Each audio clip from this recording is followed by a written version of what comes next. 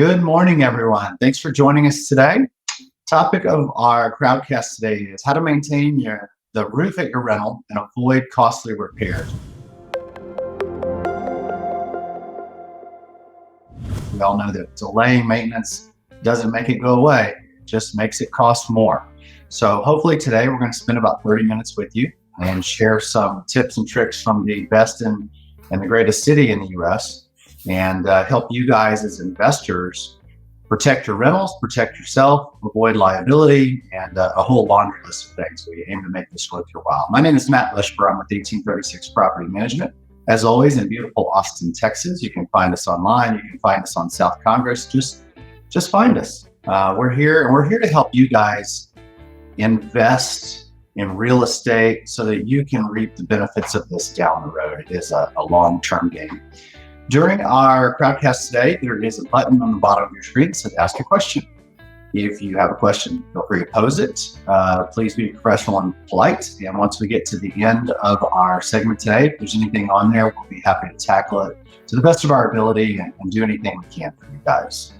Today, I'm with Christine and Adrian of Austin Roofing and Construction. I've known these guys a decade, maybe 10 years. Yes. It feels strange now. Every time I go somewhere, they take a poll and they're like, how many of you been in business? 1 year, 2 years. I'm like, how did I get to be the old guy in the room? 15. That's where we're at now. So these guys are one of our licensed, experienced, trusted vendors. They do just about everything, which they will get into related to roofing repairs and maintenance, a little bit more. So guys, please tell us a little bit about Austin Roofing Construction, about yourselves. Feel free. Austin Roofing and Construction is a South Austin based roofing company. We don't storm chase. We stay right here in South Austin supporting our community members. And we've been in business since 2013. We have certifications for all different types of roofing, from metal to flat to shingles. We can offer 50-year warranties. We recently took up GAF's newest solar energy roof, or GAF Energy Solar Roof. So it's to compete with Tesla.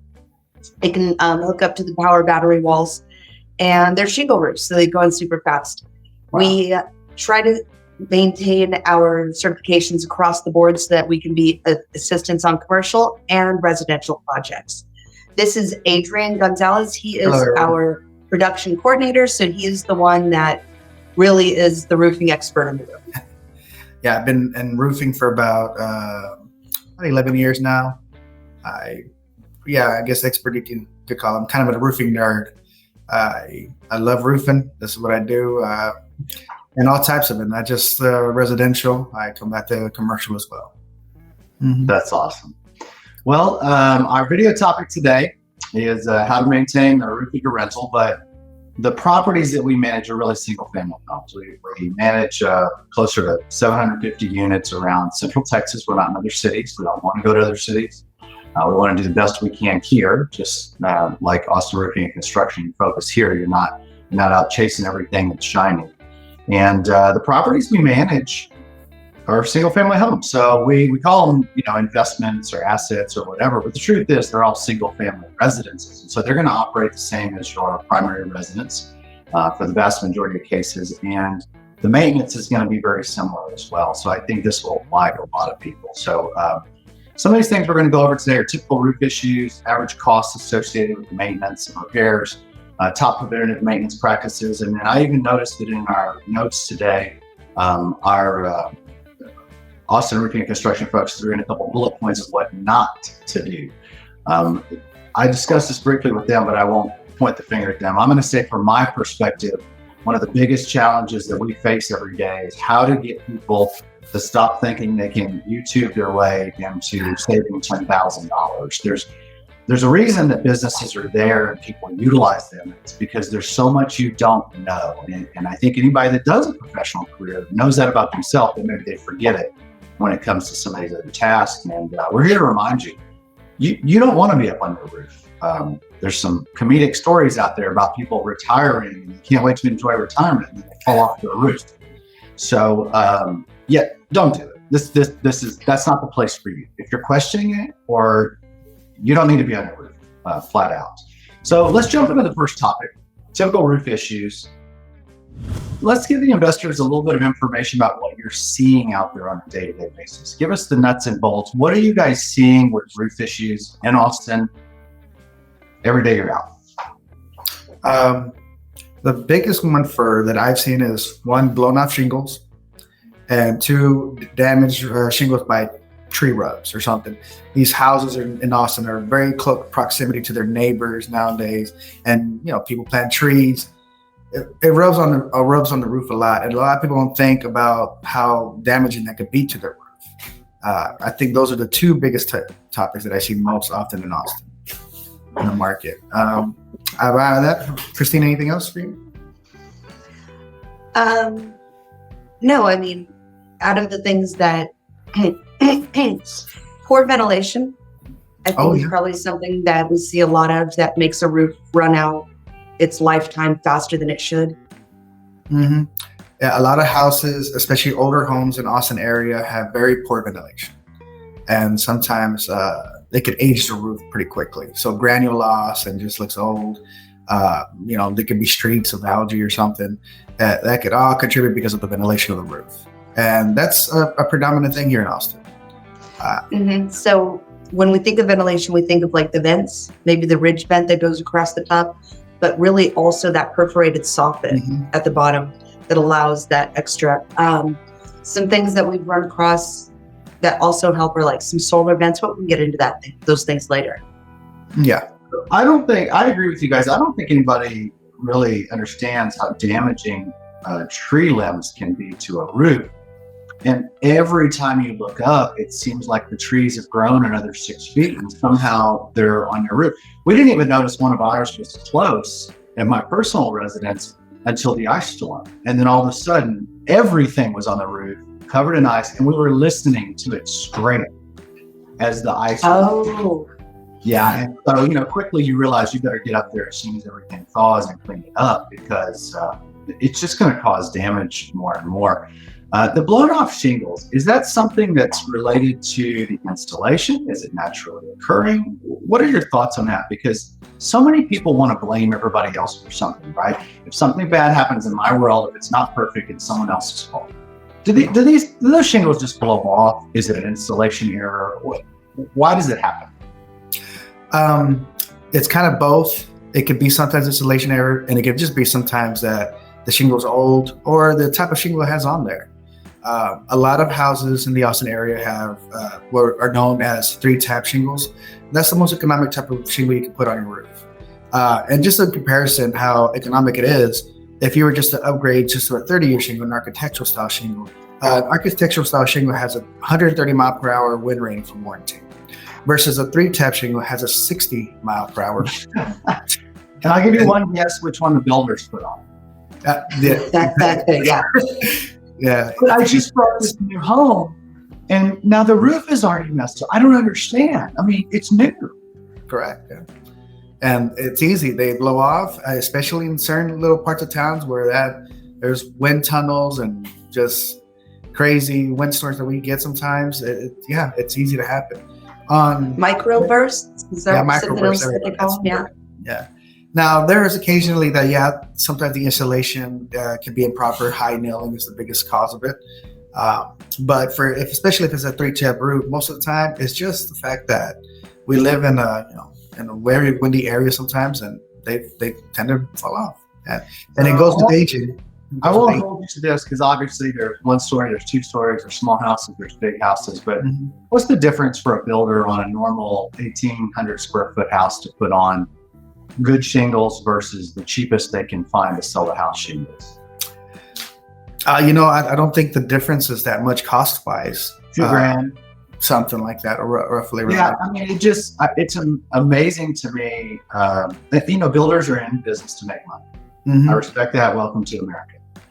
But the consumer has no idea how far they go to save a penny.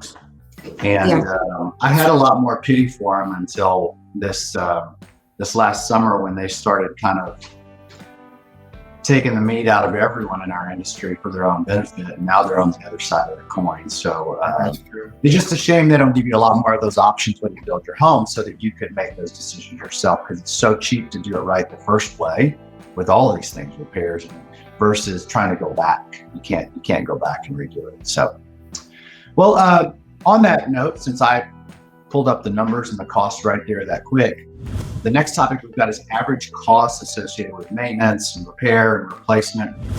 So just give us an idea, like what are you seeing on some of these things we've already mentioned, whether it's blown off shingles, whether it is resealing. We've got a whole laundry list. I don't want to take that away from you.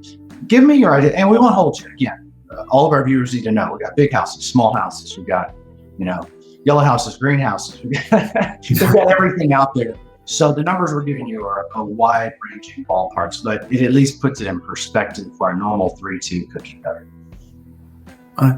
And preventative, for the most part, it should be roughly less than $1,000 in preventative costs. Usually between $500 to $1,000 is what preventative costs will cost. That usually has like a reseal, checking out the roof, and just making it storm weather tight, basically.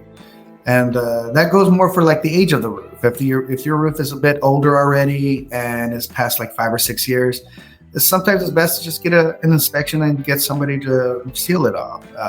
It gives it more age in a sense. Or now, average repair costs though, if you just give something prolonged, you have a little leak or something, the faster the better. That's the truth. The faster the better. One leak can cause one thing, but then you could have decking repairs. You could have other issues. Sometimes you could get mold in your attic space. The longer you prolong it, the more expensive it's going to be. That's for sure. On average, average repair costs for something like in a shingle roof or residential is in between $1,000 to $2,000. And that's something for some people wait just a little bit. Waiting even longer, it just gets even more expensive. And sometimes you have to replace the roof at that point. And that's where, that's what you're trying to prevent sometimes. So I'm going to do my best to go back through a few of these that you just mentioned, because there's some great points associated with these. So on the preventative, when you go to reseal the roof, what does that include? What do you look for? And how much additional life? Again, we won't hold you to it, but how much additional life does that give you? If you did that every 4 years on a new roof, how long would that extend it versus just call me when there's a problem?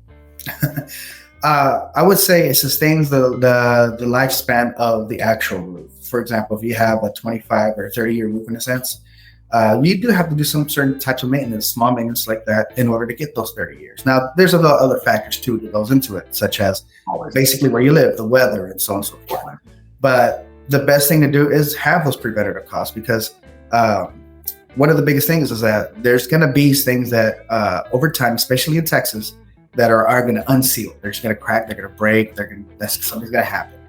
And we want that preventative there, because if you let that, then water intrusion is going to happen. Things can rust. And those are the type of leaks that take a while to happen. They notoriously will take over a year for it to proceed, and then finally you see something that you notice. And those are the things. Those are the type of leaks that you might be having a small leak, you don't even know it yet. It'll happen in 2 years, and by that time, I finally noticed it, and it's already too late. It's already damaging your roof. I agree completely. What I find interesting or fascinating about roof leaks is they never show up where it's leaking. Okay. They trail all the boards, and they show up over there or over there. You're like, that's nowhere near where that water's coming in. And it becomes a Where's Waldo, trying to find where those leaks are if you don't go up there and take care of it. In response to your cost of about $700 or so, I find it fascinating, because if I divide $20,000 for a new roof in 30 years, let's say it lasts a full 30 years, it comes out to right about $700 a year. So if you had someone jump that roof once every 4 years for $700, but it extended it 3, 4, 5, 8 years because you cared for it, you're saving money. every one of those extra years beyond the one you had the maintenance done is $700 more in your pocket. So you're going to pay, or you're going to pay. The roof isn't going to last eternally. But let's put the money in a wise place. Let's not ignore problems or waste money. So I love that you're promoting to get up there and check it all out and just reseal. Those boots, all that stuff is rubber, is it not? I mean, what's the seal? Silicone or rubber that you're using on those? Yeah, it's not necessarily all silicone. It's a roofing silicone, but I forget the name of it, to be honest. It's called, it's meant for roofing products itself. It's not something you could just go get in Home Depot or something like that. As a matter of fact, don't actually go get the stuff at Home Depot. That's not the ones that you really want. Those technically, they won't last as long as you want for your roof. Most of the time, you should hire a roof expert that knows what type of silicones that need to be put on there. There's different versions of them, and then there's specific ones that we use just for roofing. I forget the name of it, but it's not silicone. I apologize. No, it's some other compound, I'm sure. The people at the chemical companies probably have it trademarked and everything else. Yeah. But there's a reason why you guys know what you're doing. And the guys at Home Depot are great. They're helpful. But again, they're helpful as much as you falling off your own roof. So let's just keep you in one piece and go to work and make money where you make it, and then pay the people to take care of the dangerous stuff. So for our owners, one of the big things I want them to realize is you're going to spend the money, and you've got to keep a portion of what we send you, or keep a portion as reserve, so that you can invest it wisely. When we call and say we need to do something or there needs to be a repair, we don't get a response because no one saved any money. You've got a resident living in that house with legal obligations to properly maintain it.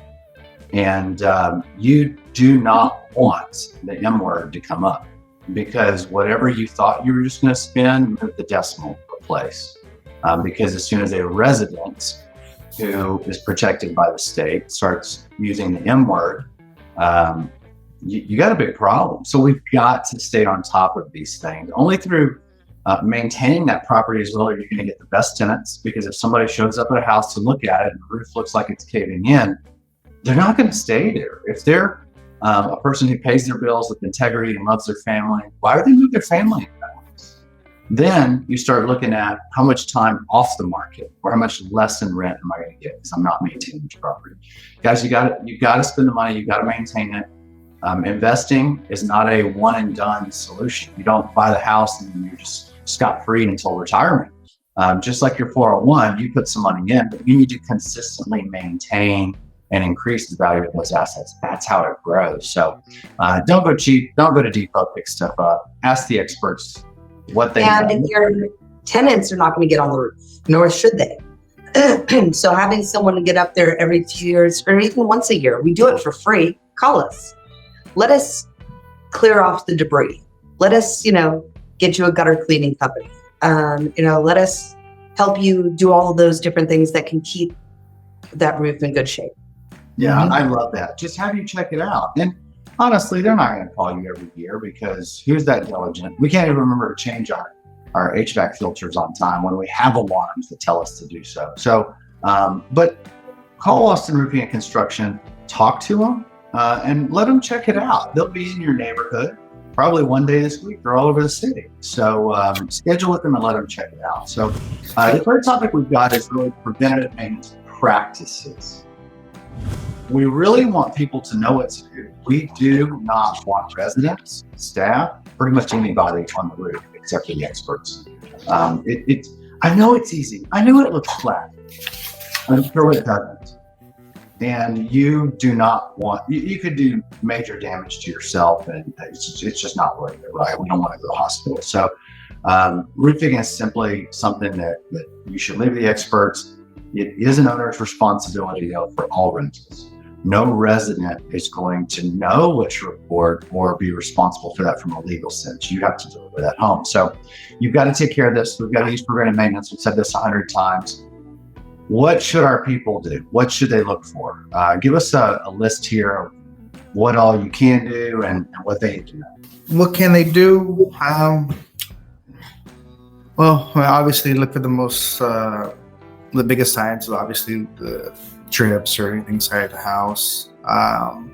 Christine, would you know anything else off the top of the head? Yeah. So if you finding out the age and the type of the roofs that you have, that'll be a good place to start. Do you have a 3-tab that is going to last an average of 14 to 15 years here in Texas that was installed 10 years ago?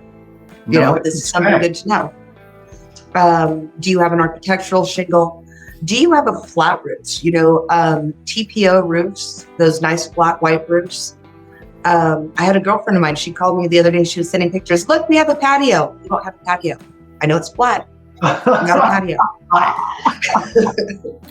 So knowing what kind of roofs you have and maybe what you might have to tell your tenants about them, right? Now, have talking to your tenants so that they send you pictures as soon as they see any bubbling, as soon as they see any staining, that they can send somebody a picture about that. Let us come out for free, you know, put it on the calendar, tell Matt and his team, hey, give them a call once a year and get them out there for free. We're happy to do that. Will not mind. They really don't mind. They just want the houses well maintained. Yeah.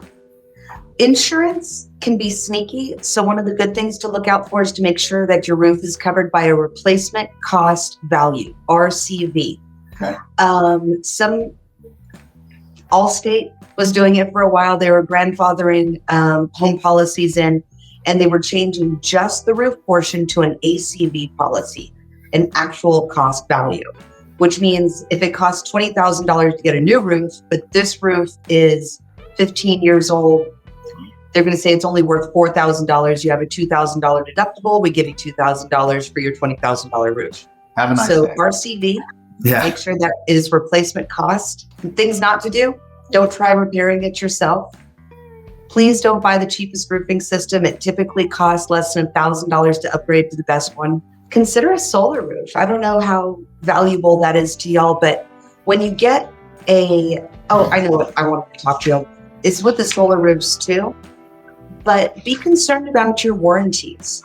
When you get a roof, if you go through a certified contractor, one that's certified with GAF, with Owens Corning, with CertainTeed, you can get a 50-year roof warranty, which means that it's guarded against manufacturer's defect. But specifically, like with GAF, they have a golden pledge and a silver pledge. Above and beyond the 50-year manufacturer's warranty, you can get up to 25 years of free leak repair. So if that roof leaks anywhere in 25 years, and that's $1,000 warranty, that would save you way more than that, you know, as you hold on to that asset and that property. The Silver Pledge offers 10 years of free leak repair. So when you do get your roofs replaced, consider the warranties, as most people move out of their house every, 3 to 7 years. You're most likely in this for the long haul, and you're going to keep it for the long term. At least 15 years. I mean, a rental, it needs to run its course. That's how it starts being productive. So yeah, we need a roof to run the course with it and stay in place and really last that whole time. So I can't thank you guys enough for all the great info. The fact that you're out there touching these things and seeing them, there's no replacement for that. Anybody that's watching this and wants to YouTube their way to success, it's not going to happen. You're going to get tired after 3 YouTubes. You're going to go eat dinner, and you're going to think you have all the knowledge you need, and you don't. And that's on any subject that there are professionals, like plumbing, electric, HVAC, any of that. There's a reason why people are in these businesses 10 years before they are so great, and then you start hearing about them in the community, and it just takes that long to get great at it. We've had these discussions before, and it really helps to have people that you can count on in your city that are reliable, that are honest, that are trustworthy. We say that so much at 1836, but we still, those of us that are from Austin, still have a standard that we believe that's the way the city should be. You shouldn't be able to just move to Austin and open a shop and go, well, I'll promise everything to everybody and I don't care about the results. We really value integrity in those that have been in the town, not because we don't like the newcomers, but because it's just important to us that things are done right. We want that integrity in our city, and we want new residents to feel that as well. So Tell us a little bit more about your business, any advice you have, any expert tips. What did we not cover today that you want to make sure people know about Austin Roofing and Construction? Adrian, what do you know that you can tell them about the GAF solar roofs? And I know that this isn't as important for a rental property, although there are reasons to have solar, and we do know people who have rental properties that use it. Is there an opportunity to offset electricity costs for your clients and increase your rental income? It's really a cost benefit analysis on it. So what is the cost? 1,800 square feet, one story. What's the cost of installation on that solar roof? It really differs because it depends on the type of system you're trying to purchase with the solar company. Okay. It depends on how much energy you're trying to offset to what that price would be. Yes, it's more expensive. However, I would say this: if you're looking in comparison of Tesla and a GAF Energy roof, GAF Energy is definitely going to be a lot more affordable and a lot more readily available. Here's something. So yes, let's say it's going to be a $20,000 roof just for like a golden pledge, 25 years leak protection, and you want to go for the GAF. You're probably going to be looking at like $40,000, right? But what we are also looking at is there's a 30% tax credit. So you can get 30% of that. It's not like a write-off, it's a rebate. It's a dollar for dollar against what you owe. And they have the Inflation Reduction Acts, which may even add an extra 10% to that in 2023, making it a 40% tax credit that you can take off of your taxable income at the end of the year. So there does end up being a net cost to these roofs. So is it 30% and 10% off of the whole roof, the 40,000? Okay. Yeah, so that changes the math, to be honest. I mean, rental properties, we have not seen residents today. I've seen everything change in my 16 plus years, right? What we thought worked does not work today, and so on. I've not seen people selecting properties by energy costs today. That was my question. So it's not relevant per se. Well, but if the cost is only $8,000, because they get, it's an $8,000 variance. I'm sorry. So like the original roof was 20, the whole roof is 40, but you get all these rebates, so the net variance is 8. Think about the resale. Now the asset is actually worth more. So if I can get more rent, great. If I can't, the asset still gets the benefits of all those tax credits. That may be one way where it makes sense numerically. And in the future, let's say energy costs keep going up. I mean, it's not exactly stable out there after ice storms in Ukraine and everything else going on. Let's say energy goes up because something happens. However, the tune may change. And I know everybody kind of wants to be independent at this point because those of us that were here, survived it. I'm not acting like we didn't, but it was scary going through the ice storm because the threats were the grid is at stake. I might not get it for a week. That's a massive change. So, I think for that variance, you might be able to make sense with it for investment properties. For homeowners, with that variance, that's a no-brainer to me. I know nobody wants to spend money, right? We fight people all day. Please spend money and just do the right thing. Please invest in your own future. But for $8,000 difference, that's a no-brainer. You're going to make that back in your cost that you're going to be in that house. So I can get behind that. Pardon? I can get behind that. Oh yeah. As things start changing, as the incentives get stronger, it may become more and more viable options for the rental properties. There was something I wanted to tell you. While you're pondering, you want to answer this? You can't get charged extra by the city of Austin. So like by increasing your home's value, there's actually they take off the cost of any solar or other green items that you've added to your home. So it doesn't increase your taxable value. So you just have to let them know. Mhm. Travis County, I would guess. Yeah, well, they're trying to tax everything else. Everybody's tax bills went through the roof, and rents always follow tax increases. So everybody's all upset because the rents haven't, it takes a while. They're year, 2-year leases. So, but it'll come up. It'll all work in conjunction. We've got one question from Wendy today is, what type of shingles are there? And I think you had mentioned 3-tab, you had mentioned architectural. Mm-hmm. Specifically on shingles, what is in our area? I'm sorry, say that one more time. Specifically, Types of shingles, Adrian. shingles. Oh, okay. You see out in our area. Your most economic is going to be the 3-tab shingle. That's what they call it. Afterwards, you jump up to the architectural shingles, laminated, and there's different versions of them. But architectural laminated is basically a 30-year. Now there's different ones to say as impact resistant goes about, and those are your class 4. Through insurances, they're considered class 4, which basically means that they can withstand some hailstorms. In my experience, they're pretty decent, but a big hailstorm is going to damage that as well. That's just plain truth about it. They does get covered by insurances, though. That's also another thing. We also deal with metal roofs, tile roofs, TPO roofs. Those are all also considered class 4 impact resistant as well, just in a different tier of its own. And while it's in a different tier, they are more expensive. Yet the cost for maintenance on them, it's fairly doable, just as a shingle roof. Now, however, when you do have to do a repair or something like that, yes, it could be a lot more than Now, Adrian, I have a question. So, like, as there are 3-tab roofs, and then there's also the architectural roofs, which are the 2 main shingles that we deal with. Mm-hmm. It's also important to use the accessories that are made for those particular roof shingle types, yeah? Yes, correct. It is. The 3-tab, they have very similar accessory to architectural roof. The bigger difference is like if you get to more of the impact resistance. And yeah, even the architecture, they have different accessories that are more of an upgrade that help protect your roof as well. What is an accessory for a roof? What would that look like?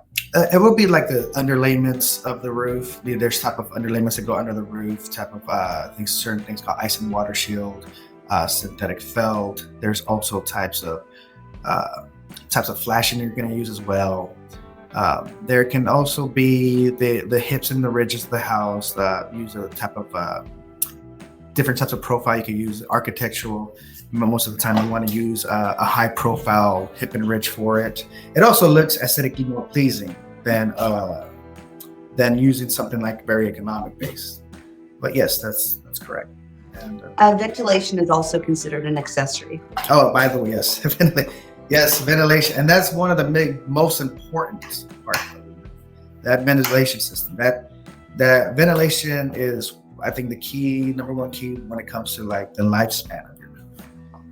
And just so people understand, I know this sounds super obvious, but so that there's no confusion, your attic space is not supposed to be temperature controlled like the inside of your house. Closing it off is a no. That you do not close off an attic space. That has to have free-flowing air coming through it. Not only if you have gas-fired appliances up there, but as you guys are saying, to preserve the roof. We've had several homes, one specific that was, I'll call it a mansion that was built out in the county, and they didn't follow codes, and the hot water heaters kept going out because there wasn't enough oxygen and airflow. And the owner sold the house instead of repairing it. So I think there was a bigger picture with the sale, but nevertheless, he just didn't want to deal with it. So most homes that are built by builders, especially in the cities and everything, have reasonable ventilation, but please don't put anything to cover anything up or patch it. Or I've seen it all over the years where people want to seal things, and roofs, attics have to have ventilation, have to have fresh airflow. So thank you guys so much for spending time with me today, spending time with us. It's great to see you post-COVID world, even if this is where we're at today, as we're still down the street from each other. It's great to Yeah, we're really just down the road from each other. Oh yeah, it's great to see your faces, just to hear your voices. I can always be found on South Congress, 1836 propertymanagement.com, 512-994-4323. Where can our viewers find you guys? AustinRoofingandConstruction.com. Just type in Austin Roofing on Google. We should come up. 512-629-4949. And Adrian at AustinRoofingandConstruction.com if you have any more questions. Yep. Awesome. Yeah, I'm glad. Oh, and we're on Ben White. We're in 78704 off of Ben White. And if you ever have any questions, just email me, guys. I love to answer them. Yeah, and please reach out. I think nowadays we're so used to not speaking to humans. We want to find something in an FAQ or on YouTube. Life is so much easier if you just ask experts and talk to them like normal humans. I'll speak for 1836 and Austin Roofing. No one's here to take advantage of you. We're here to do a good business because we know that reputation is what's going to give us a future. So just ask, collaborate with us, help you. Together we'll get your business if we treat you well today. You'll come back when you need us. So I don't know where you're from or what experiences you've had. We have a lot of people that find us online and they're worried that they're going to get taken advantage of. They don't know who we are. And that's who we are. We're just local folks trying to do right by everybody else, and the business will come on its own. So we don't need to shortchange anybody. If we can do anything for you, especially about this video or anything else real estate related, our email to find us is questions@1836pm.com, as in property management. Our website is always 1836propertymanagement.com. And thank you guys again, Christine and Adrian, for your time today. It's just wonderful to see you guys. It's nice to see you, Matt. Take Maybe care. we'll do a post-COVID lunch, yeah? Talk soon. Bye-bye.